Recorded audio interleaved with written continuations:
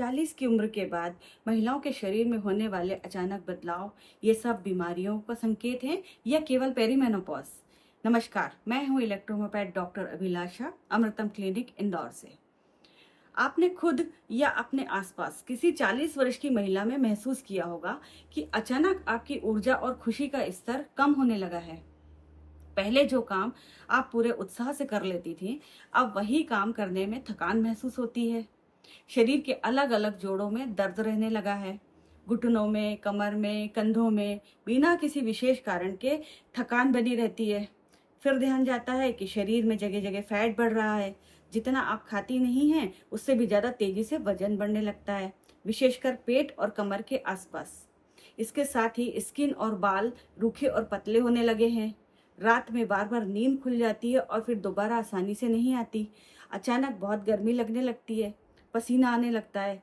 Periods के बीच का समय भी अनियमित होने लगा है या उनकी क्वांटिटी भी अनियमित हो गई है। कभी कभी दिल की धड़कन तेज महसूस होती है।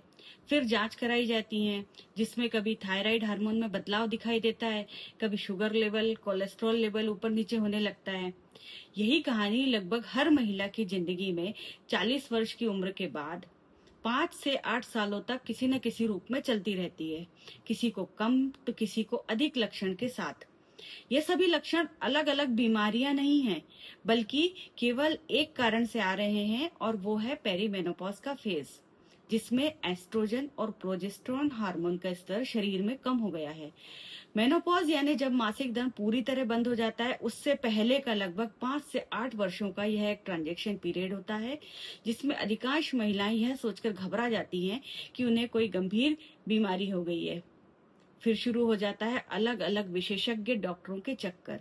कहीं हेयर और स्किन का इलाज के लिए, कहीं जोड़ों के दर्द के लिए ऑर्थोपेडिक, कहीं थायराइड की दवा, कई हार्मोनल गोलियां और कभी कभी तो हिस्टेक्टोमी यानी गर्भाशय निकालने तक की सलाह। धीरे धीरे हर बीमारी की और अलग विशेषज्ञ की एक फाइल्स बनती जाती हैं और कई दवाइयां जिंदगी भर के लिए शुरू हो जाती हैं। यहीं पर एक होलिस्टिक डॉक्टर की भूमिका शुरू होती है। हम हमारी क्लिनिक में इस फेज में जब महिलाएं आती हैं, तो उन्हें बताया जाता है कि यह शरीर का एक स्वाभाविक परिवर्तन है और इस फेज में 5 से 8 साल तक कैसे पीसफुली और लाइफ स्टाइल में कुछ चेंजेस करके मोनोपॉज में आप स्मूथ लैंडिंग कर सकते हैं। मेरी क्लिनिकल अनुभव से मैंने देखा है कि जिन महिलाओं में तनाव का लेवल अधिक रहता है और जिन्हें लाइफ में पहले कभी एक्सरसाइज, एक प्रॉपर न्यूट्रिशन और एक अच्छी लाइफस्टाइल में पर्याप्त ध्यान नहीं दिया होता है, उन्हें पेरीमेनोपॉज में अधिक तकलीफ होती है। स्मोकिंग, अल्कोहलिज्म, इसमें अगर इंडल्जेंस है तो भी ज्यादा प्रॉब्लम होती है। इंसुलिन रेजिस्टेंस, एक्सेसिव वेट और अपनी फिजिकल नीड या इमोशंस को सप्रेस करने वाली महिलाओं में भी यह लक्षण अधिक गंभीरता से आते हैं। हम उन्हें समझाते हैं कि जिस तरह आपके शरीर में बनने वाले एस्ट्रोजन और प्रोजेस्टेरोन हार्मोन आपको ऊर्जा, उत्साह और मानसिक संतुलन देते थे, यही हार्मोन आपको खुश रखते थे और आपके शरीर में सूजन को भी कम रखते थे।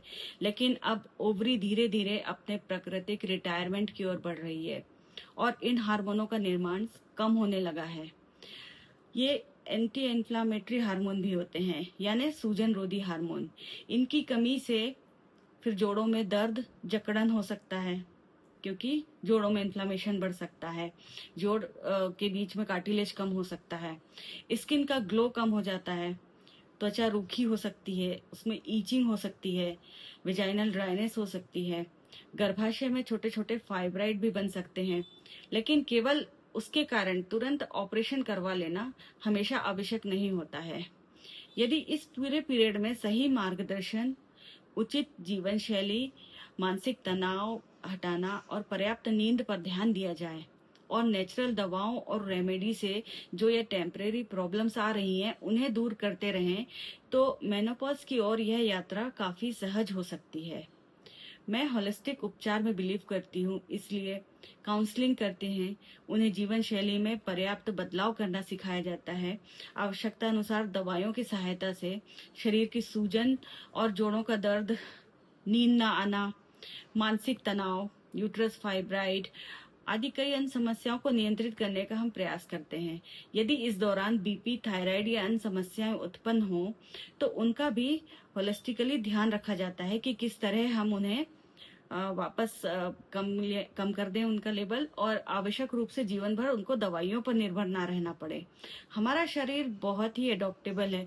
हार्मोन अचानक कम होने के बाद कुछ समय तक कठिनाई होती है, लेकिन धीरे धीरे शरीर नए हार्मोन के स्तर के अनुसार स्वयं को ढाल लेता है, यानी उसे फिर अपने कम हार्मोन से भी सरवाइव करने का एक अडॉप्शन आ जाता है। और अधिकांश लक्षण समय के साथ साथ कम होने लगते हैं। हॉट फ्लैशेस होना, बेचैनी और कई अन्य परेशानियां धीरे धीरे नियंत्रित हो जाती हैं।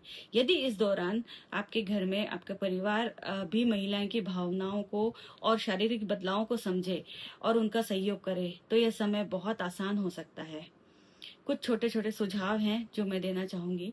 यदि रात में हॉट फ्लैशेस आते हैं तो सूती कपड़े पहन के सोएं और कमरे का टेम्परेचर हमेशा एक स्टडी टेम्परेचर रखें। वो 27 डिग्री, 28 डिग्री, जो भी आपको सूट होता है उसे आप कांस्टेंट कर दें। बार बार टेम्परेचर कम ज्यादा ना करें। इसका कारण यह है कि हमारे मस्तिष्क में हाइपोथैलेमस, जो शरीर का तापमान नियंत्रित करता है, वह एस्ट्रोजन कम होने पर कंफ्यूज हो जाता है और हल्की गर्मी को भी ज्यादा महसूस करके पसीना निकालने लगता है। एक और महत्वपूर्ण बात है, इस समय बहुत अधिक रिग्रेस एक्सरसाइज करने से भी बचें। विशेष रूप से कपालभाति प्राणायाम इस अवस्था में बिना किसी प्रशिक्षित विशेषज्ञ की सलाह के ना करें। इससे यूट्रस में स्वेलिंग बढ़ सकती है और पीरियड्स में हैवी फ्लो हो सकता है। अनुलोम विलोम और चंद्रभेदी प्राणायाम बेस्ट है, जो आपको कूल और मेंटल पीस में रखेंगे। और हाँ, पेट और कमर के आसपास थोड़ा सा बॉडी फैट बढ़े और अगर बॉडी में ओवरऑल फैट भी थोड़ा बढ़े तो आपको अपने आप से लड़ना बंद कर दें। ये आपकी गलती नहीं है, यह बॉडी का अपना सेफ्टी मैकेनिज्म है, क्योंकि एस्ट्रोजन कम होते ही बॉडी अपनी तरह से इसकी कमी पूरी करने की कोशिश करती है। इसके लिए वो फैट जमा करती है, क्योंकि फैट टिश्यू से कुछ मात्रा में एस्ट्रोजन का प्रोडक्शन होता है। तो यह एक तरह का ओवरी का सब्स्टिट्यूट बनाने की कोशिश है हमारी बॉडी की। आप या आप कोई भी आपके आसपास महिला अगर इस फेज से परेशान है तो आप उसे यह वीडियो शेयर करें, और आप मुझसे भी कंसल्ट कर सकते हैं, मुझसे ऑनलाइन भी कंसल्ट किया जा सकता है। हम महिलाओं की लाइफ के इस बुरे दौर को ग्रेसफुली, पीसफुली और हैप्पीली हैंडल करने में सपोर्ट करते हैं। उन्हें होलिस्टिक वे में जाके गाइड करते हैं कि वो अलग अलग बीमारियों को लेके भ्रमित न रहें। ये सभी बीमारियां नहीं है, केवल एक सिम्टम है। परेशान ना हो, नेचुरल तरीके से ट्रीटमेंट करके इस दौर से बाहर निकल पाएं और अपने लाइफ टाइम थायराइड और बीपी जैसी कई दवाइयां जो लाइफ टाइम लेने के लिए वो बाध्य हो जाती हैं, उनसे बच सकें। धन्यवाद।